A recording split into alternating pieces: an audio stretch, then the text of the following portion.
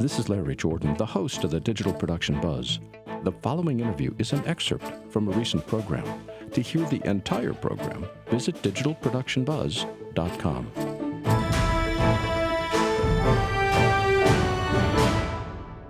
Larry O'Connor founded Otherworld Computing, which is also called OWC, in 1988. Their website, which you may know better, is macsales.com. OWC is both a reseller and a developer, supporting all things Mac for more than 25 years. And as you just noticed, they are also a sponsor of the Buzz. Hello, Larry. Welcome back. Hey, thanks, Larry, for having me back. Glad to be here. We are delighted to have you here because last October, you were on the Buzz for an interview that became the most popular interview on the Buzz for the last 12 months. You told us at that time about the fact that many solid-state drives, which we call SSDs, weren't working with Mac OS X, which is Yosemite, due to a lack of trim support. Apple SSDs would work, but many third-party drives would fail. Could you take us back to that time and summarize what the original issue is, because we want to talk about how it's changed since then? Certainly, and definitely want to clarify, prior to 1010, there was the opportunity to use a hack to turn on trim, which in itself was relatively risky, but you could turn on a lot of third-party, actually pretty much almost every third-party drive out there has a requirement for trim. Without trim, you can run into a wide variety of different issues, and this hack was out to turn on the trim and at least enable the Apple trim, which by no means is an ideal solution, but it was there. And then 1010 came along. Apple didn't want people modifying a driver and then hacking a driver, so they blocked that path, with, at least in a way that, that to perform the hack, it would give you a warning and block, actually, depending on how you did it, lock the system up. But it took away this easy path to enable trim. Explain to us what good for drives. Mm-hmm. Explain to us what trim does. Trim effectively enables the drive and the system to stay to some degree in sync and keep free space in its most optimum state. It helps with garbage collection and effectively makes sure that the drive and the OS are talking right, so that when it's time to write and generate new data can be written efficiently and with the least amount of write amplification back to the drive. Now, again, if I remember what you told us back in October, was that OWC SSD drives were not affected by this. Why were other drives affected and you guys weren't? When we got into the SSD space, in fact, we actually delayed, probably about a year and a half. There was no trim support whatsoever, not even trim support for Apple's own drives. Apple hadn't released it yet, and thus there wasn't a way to hack it on and utilize that, how to say, what was designed for the Apple SSD. As a result, we focused on a solution that had no dependency, no requirement to use trim. Our drives simply don't need trim, and quite frankly, we see trim as a crutch that's an imperfect solution as opposed to a better way to deal with internal drive management. So hard drives don't need trim, and that's a huge benefit for using them on the Mac or any system. I can get into that later. Well, the big benefit to using an SSD is that it's faster. I mean, it's significantly, blindingly faster than a standard spinning hard drive. For now, again, I got to look at my notes. On June 30th of this year, Apple released the update to 1010 called 1010.4, which enabled a product called Trim Force to run, which turned trim on for third-party hard drives. What does this do? Because it's been a mixed blessing for people that are thinking of using it. Trim Force is now an Apple, and instead of making people run a hack, which really didn't tell people what they were necessarily stepping into, Trim Force is a command line function where you can effectively enable Apple's trim on a non-Apple drive. And when you enable trim via this method, they give you a pretty good warning and disclaimer letting you know this is, well, put it very lightly, it's not an ideal solution. And it should also be known that Trim Force doesn't support RAID volumes. It doesn't support USB or FireWire or other externally connected devices. It's there to work with static connected SSDs, so it still doesn't give you trim where trim may be needed for a lot of drives via these other connectivity options. And again, does the update with the 1010.4 affect OWC gear? No, you can enable trim. Our drives do support trim, and part of that's because there's so many people that are convinced that you have to have trim, but we've been, really working hard with the reviewers, and the proof is in the pudding, and the proof is out there that effectively demonstrate our drives perform exceptionally well.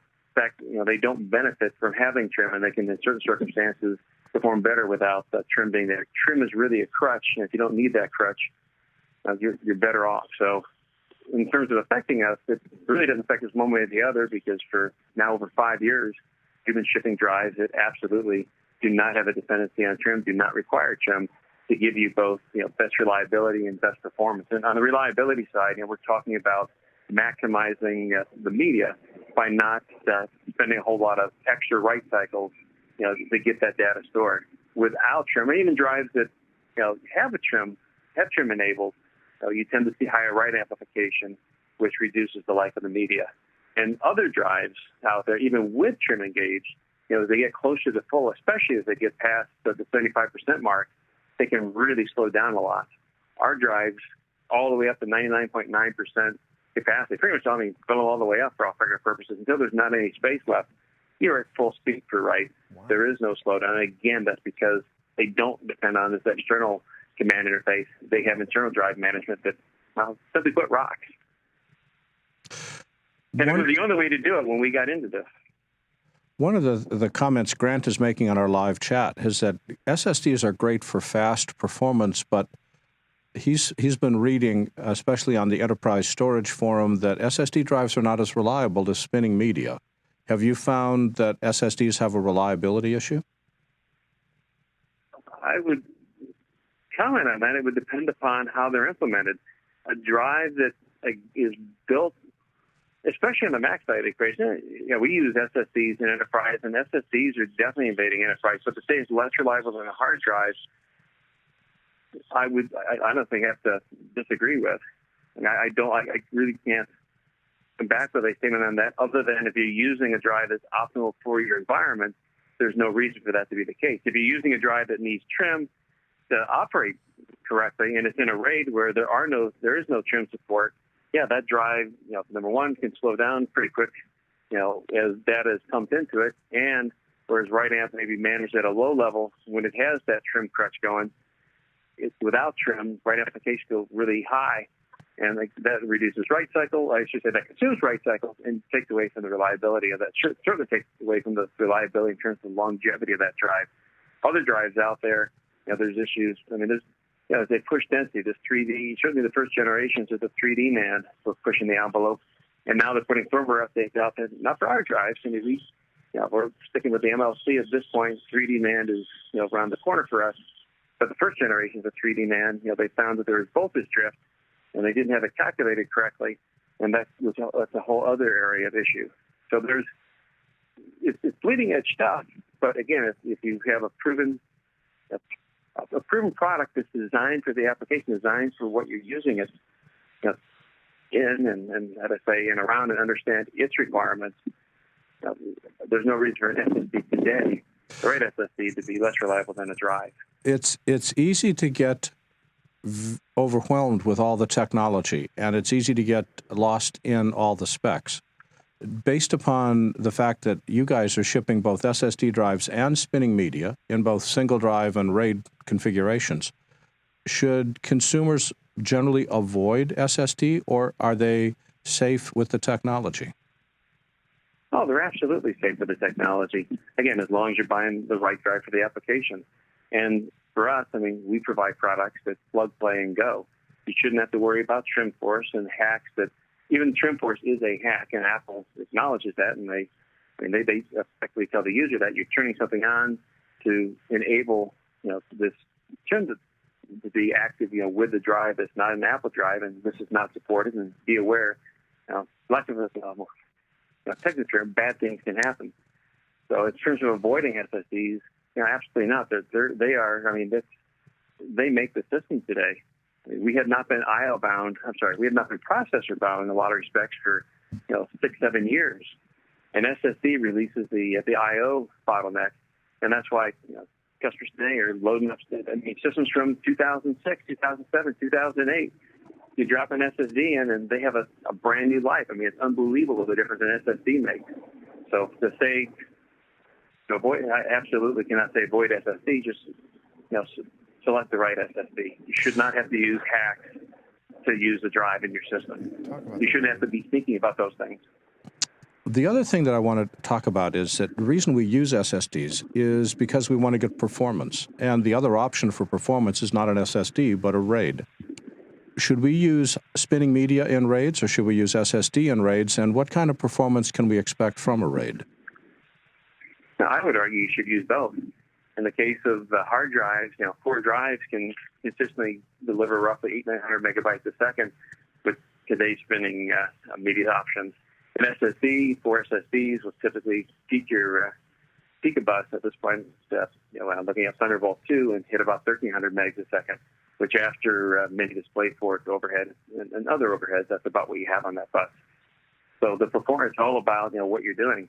Hard drives are less expensive and give you more capacity, and there's a place for both. Now, it's interesting because Thunderbolt 2 has a speed, is a theoretical speed of 2.2 gigabytes a second. But you just said that we could really max out about 1.3 gigabytes a second. What costs us that extra gigabyte a second of speed? Well, I guess you could say it's 1.3 to 1.4 gigabytes a second, 1,300 to 1,400 megs a second. And part of that is reserved for mini DisplayPort. You have a display channel that's consuming some of that has some of that bandwidth reserved. You also have effectively there's two 10 gigabit lanes there that are being, like a better term, merged. So there's overhead in terms of balancing that. And at the end of the day, certainly with a Mac Pro, we have multiple Thunderbolt channels. You can put, for example, 2 Thunder bays with soft RAID rolling and actually span across the 2 Thunderbolt ports, and now you're over in real world over 2 gigabytes a second. It's the same throughput. But that assumes that you're using multiple ports. On a single port, the speed limit's about 1.3, 1.4 gigabytes a second. On the data side, absolutely. But remember, when you plug in display in, there's also high bandwidth supporting that display. But correct. For a data, if you have one display and one drive plugged in, you've got about 1,300, 1,400 megs. So if you don't have a display plug in, that bandwidth is still reserved for mini DisplayPort. Okay, now the other question that I want to have you explain to us is there's a difference between what's called a hardware RAID and a software RAID. What's the difference between the two? The biggest difference is, in the case of a hardware RAID, if something happens to your box, any number of different things, power surge, and you're shifting your system across the country from a chute, and you separate the drives from the system for safety or just to pack the drives up. In the case of a hardware RAID, you have a proprietary schema, a proprietary controller inside that you effectively have to have another of the same box to access the data. If something happens to your hardware RAID box, it's even a different firmware change out there on that brand box, you could run into issues recovering. Another thing about hardware boxes, even the ones that, until you get to a really high level enterprise product, there's everything that's out there today. While it has some kind of drive failure notification, it's extremely poor and it's highly questionable, what the accuracy of that reporting is. With a software RAID solution, a software RAID, certainly use a software RAID. I got to differentiate between Apple's RAID, which is actually gone, by the way, under CopyTown. 1011 drops RAID support in disk utility. But with using soft RAID, number one, you have a situation where as long as you can connect those drives, whether it's through a couple of USB cases, whether it's back in a Mac Pro, direct on SATA, any way you can get those drives onto the system, you can access the data. It's not a proprietary lock to a piece of hardware. So if something happens to a box you're using to connect those drives, you're able to use pretty much anything under the sun to connect those drives in the volume that the RAID volume will reassemble. We're not, certainly with soft RAID and the solutions that we ship with soft RAID, we want you to select your hardware because we do believe it's the best hardware on the planet for what it offers. That being said, we're not locking you to it. If there's something, if you have a different choice, or there's a case where you're in the field, something happens, you need to get your data. There's not a complicated process or some specific proprietary hardware box you've got to have to get access to those drives. And that also makes it easier to recover in the case of a multi-drive, say or something, they drop, something bad happens physically, and you got to send them somewhere off for recovery. Again, there's not something proprietary it increases the complexity of that data recovery. And Larry, for people that want more information about OWC, where can they go on the web? For the soft rate and the rate solutions, they can absolutely visit owcdigital.com. We have a lot of great information there, and of course, they can find our entire product selection at www.maxsales.com. And Larry O'Connor is the CEO of OWC. Larry, thanks for joining us today.